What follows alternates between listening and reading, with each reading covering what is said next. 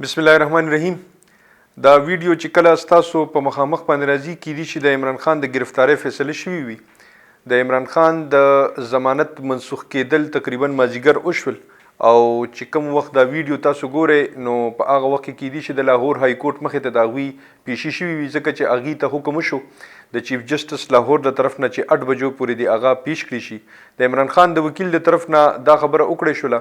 چې که مونږ هغه پیش کوو نو کیدای شي چې که پولیس هغوی پسې د پروټیکشن دپاره ولاړل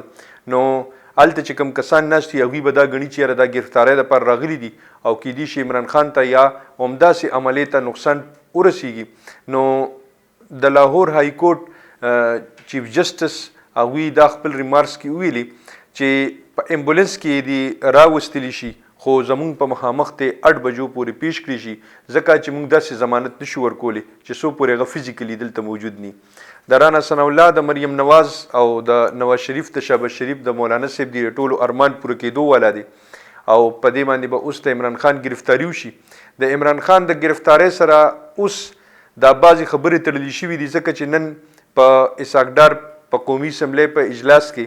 د 200 ارب روپو چې کم ټیکس و چې هغه بار بار په دې ویډیوز کې ما تاسو ته عرض کولو د هغې نن د نفاذ فیصله وشوله. بېګا اسحاق ډار د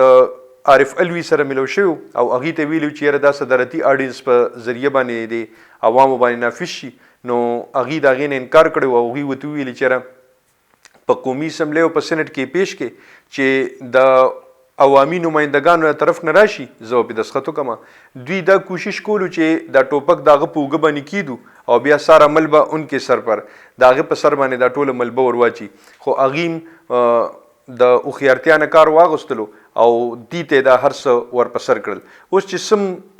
د عوامو د طرف نه مغلظات یا سم کنځلې یا سپورې سپکې چې سم راځي هغه هم د پی ډي ایم حکومت ته راځي، ځکه چې کوم ټکسونه ولګېدل یا کوم ټکسونو نفاذ اعلان وشو د بجلی د ګرانېدو، د پټرولو د ګرانېدو، د ډیزلو د ګرانېدو، د ګیس د ګرانېدو چې کومې فیصلې وشولې او جنرل سیلز ټکس چې کوم ګران شو، موبایل په اکسسریز باندې، په موبایل په سیټونو باندې، د موبایل په ریچارج باندې، د موبایل په کالز باندې، په دې ټولو باندې ټکس ولګېدو. په دې باندې به اوس دا ټکس چې دی دا به د 1 مارچ نه نافذ العمل شي او دا ټول څیزونه به اوس د عوامو په مخ باندې راځي. د عمران خان د گرفتاری سره د ملک په څه حالت کیدای شي چې انارکۍ طرف ته لاړ شي. الله دې وکړي چې الله زموږ د دې ملک حفاظت وکړي او الله دې زموږ په دې حال باندې رحم وکړي. موږ چې کوم طرف ته روان یو اقتصادي لحاظ سره خو الریډي کمزور یو، اوس په موږ د معاشي د کمزورۍ سره سره موږ به دفاعي لحاظ سره هم کمزوري شو او په موږ باندې د دشمن سترګې مخکې نه خښې دي. نو که په دې حالاتو کې په موږ باندې داسې حل وشو چې زموږ سیکورټي ایجنسیانې او عوام د یو بل سره ګتم ګتا شو او هغوی د یو بل سره په دغه جګړه کې انوال شو یا یو بل ته مخامخ شو یا د دې د یو بل سره صرف مخامختیا وشوه، نور هیڅ هم ونه شول، هیڅ حرکت هم ونه شو، د دې به څه پیغام ټولې دنیا ته ځي. په دې باندې هم حکومت ته نظر ایښودل پکار دي. خوشحاله او بریالي اوسئ. د لوی الله په امان.